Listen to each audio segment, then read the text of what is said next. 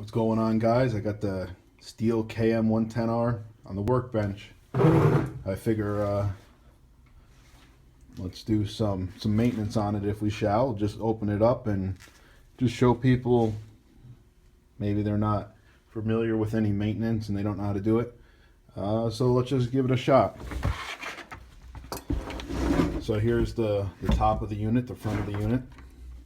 You have this, and there goes my lighting. There we go. Sorry about that.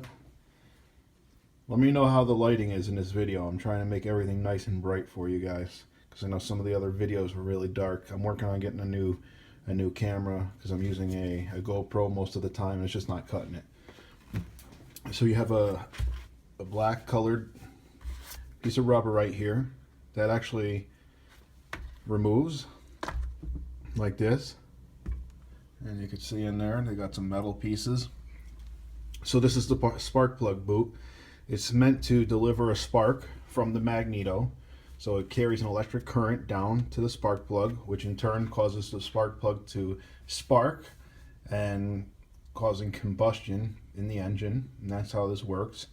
So down here we have the spark plug, and let's go pull that out. I'm going to do this one-handed, so hopefully I'll give you guys a decent shot of it. I'm not sure if I can get down in there with one hand. Let's see.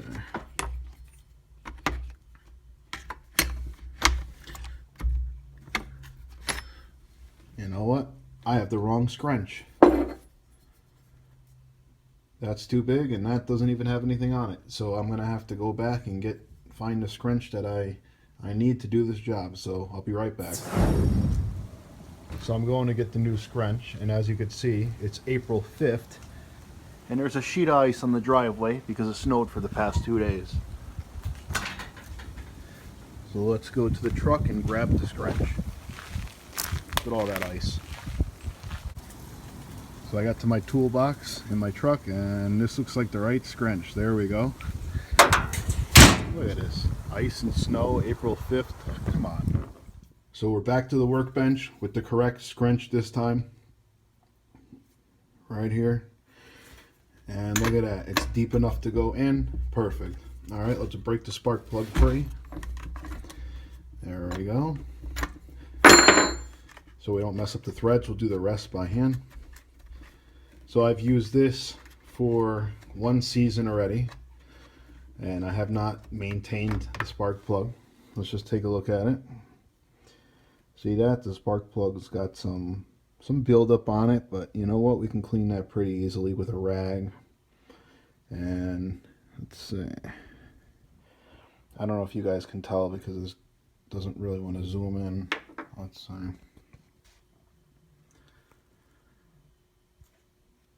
No, it doesn't really want to focus today.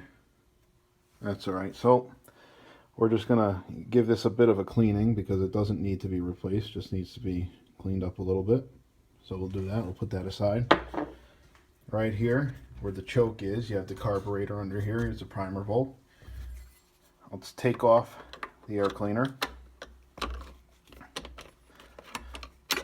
That you also need the scrunch for, or a flathead screwdriver. And here is the air filter. Let's see if I can pull this out with one hand. Here we go. You know what? It's got some debris in it, but it's really not too bad. It could use a bit of a cleaning. I'll probably just blow it out with compressed air because the back of it looks pretty good. So let's do that now. I'll blow it out. So there's the inside of the air filter cover. Looks pretty clean in there.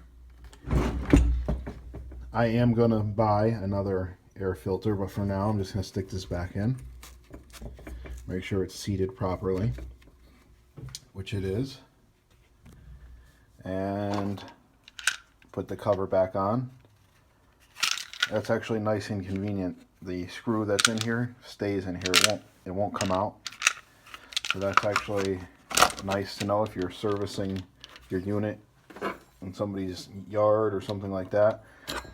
You know, it won't go flying out like some stuff will. And apparently I can't hold the camera and do this at the same time. So that's almost tight. I know some of you guys are going to say, yeah, we already know, but there's a lot of people out there that don't know how to do this.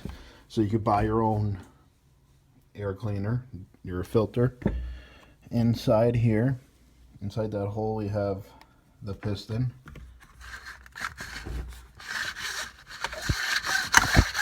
Which I'm blocking everything from you. So you see how it's going up and down? That's actually the piston in there. And surprisingly, the top of the piston looks very clean.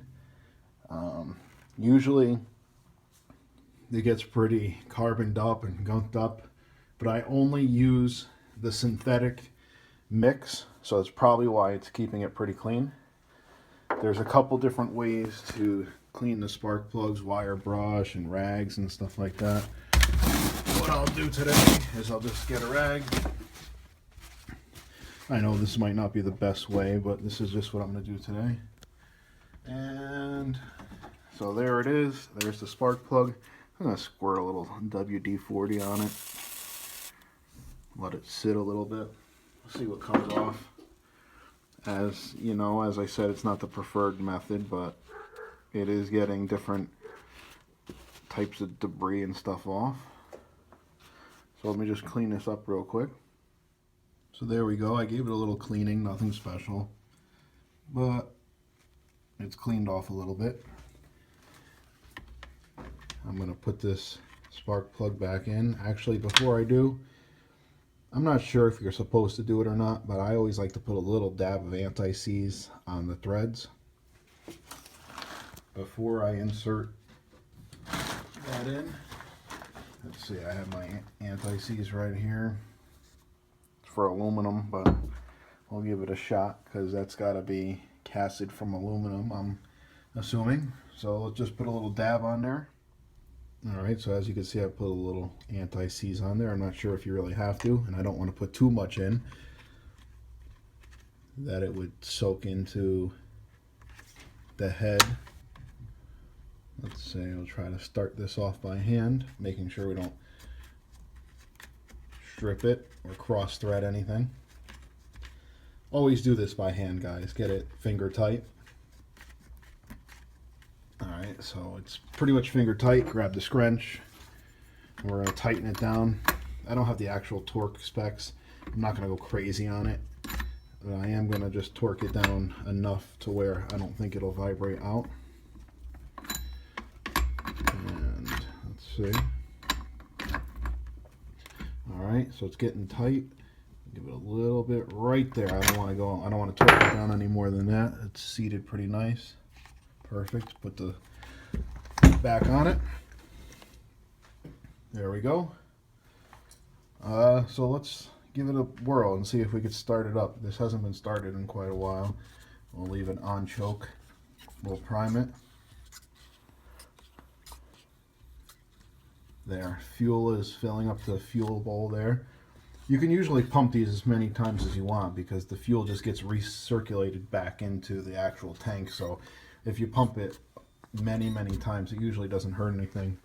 So we'll set this to start, pull the trigger, that locks it, and we'll give it a whirl. Let's see if I could just prop the camera up. I'm not sure if I can, but we'll try. So here we go. Let's see if we can start it.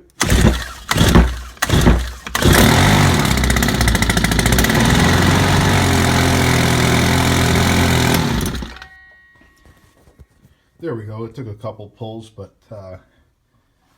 it has been sitting for a while.